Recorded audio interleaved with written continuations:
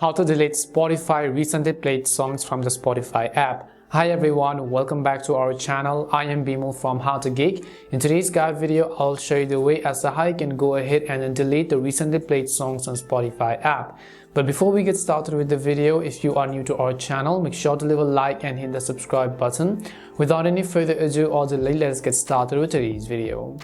First of all, just make sure to update the Spotify app to the latest version, and you can do this by heading over to your respective app store. In the search box, typing in Spotify and go ahead and simply either download or update the app. Once you have updated the Spotify app, I want you to go over and then simply open it up. The next thing you want to make sure is that you are logged into your account. And after you are logged in, obviously you can see that this is how it is actually going to look like.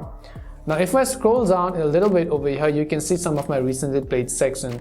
Now previously, if we tapped on any of these songs over here, we would basically have the option to remove this from the recently played menu. But unfortunately, on the recent update, Spotify does not allow you to go ahead and delete your recently played playlist. So obviously there is no point. Even if you do have a premium account, it will not let you to delete our recently played. The premium or the free account does not really matter. Instead, I can offer you two alternatives.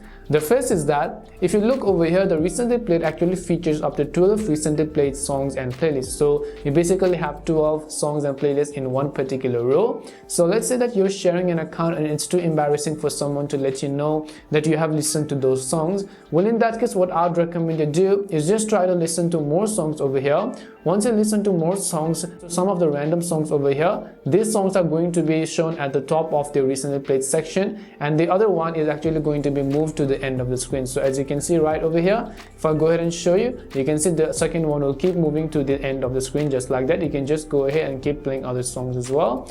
Similarly, you can just go ahead and keep playing until and unless the songs that you don't want it to be visible does not move to the end of the screen. And it's as simple as that.